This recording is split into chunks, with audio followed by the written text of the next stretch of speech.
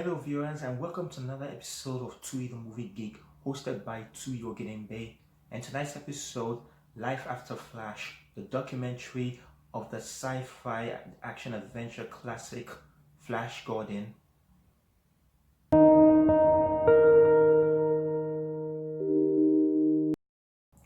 So who's the big fan of the 1980s science fiction adventure classic Flash Gordon? I am. It blew my mind when I first saw it with my brothers. I love the special effects, the visual effects, the costumes, and the performances, including Sam J. Jones, who played the title character. But what happened after the movie was released? Why didn't it get a sequel? And why didn't Sam J. Jones get the big break in the movies that he deserved? Well, the answer to my questions are in the documentary Life After Flash.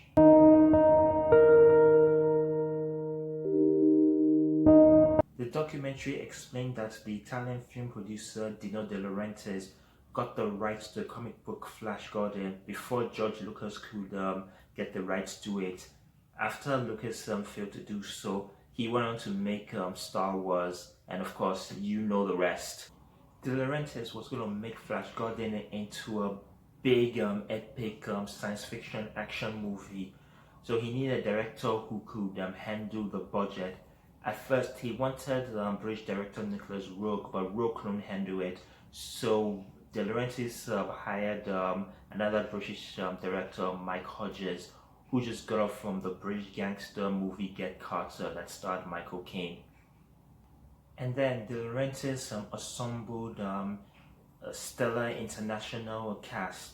They were mostly unknown to the United States, with the exception of two cast members.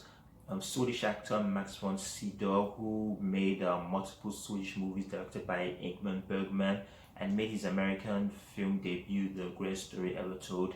And then there's Topor, who's from Israel. He's mostly known for his Oscar-nominated performance in Fiddler on the Roof. Also among the cast is the then unknown Timothy Dalton, who in the future will become James Bond in The Living Daylight and License to Kill. Now, who did De Laurentiis get to play the title character Flash Gordon? Well, at first, Arnold Schwarzenegger was going to play the part, but De Laurentiis turned him down because of Schwarzenegger's heavy Austrian accent. De Laurentiis actually wanted Kurt Russell, who was getting off from all the Disney family movies that he's been doing, and Russell wanted to take on some serious roles. He didn't think Flash Gordon was serious enough, so he turned it down and went on to make Escape to New York, which became a big hit and turned Kurt Russell into a major superstar. So De Laurentiis got unknown actor Sam J. Jones to play the title role. Flash Gordon began its production in England, but things were not going too well, mostly between the new star of the movie Sam J. Jones and the producer Dino De Laurentiis.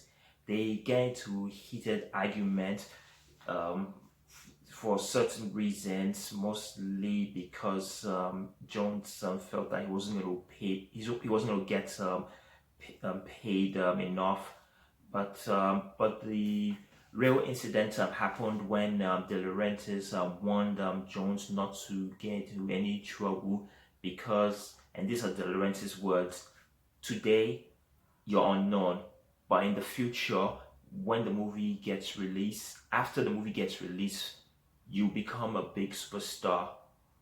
Of course, Jones didn't pay attention to De Laurentiis, so he got into a fight at a local pub, and Jones ended up getting injured. And when he was in the hospital attending to the big gash on his forehead, De Laurentiis burst into the operating room and told the doctors to make sure that his scar on his forehead are not visible.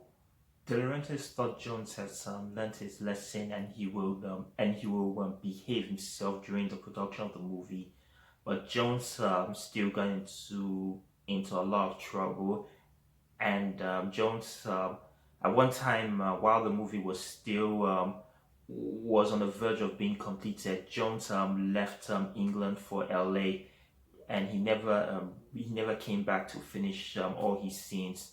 So De Laurentiis got the director Mike Hodgins to hire the best stand-in for Jones so that they can complete the movie.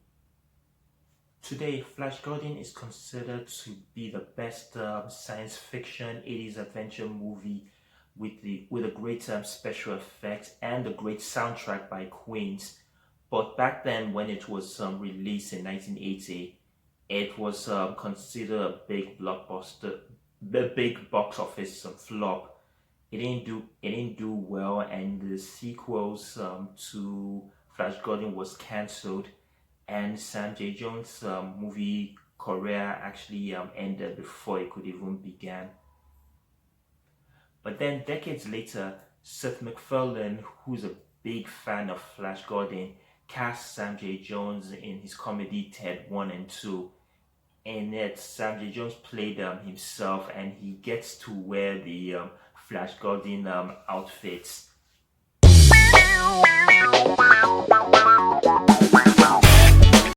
So this is for all you Flash Gordon fans.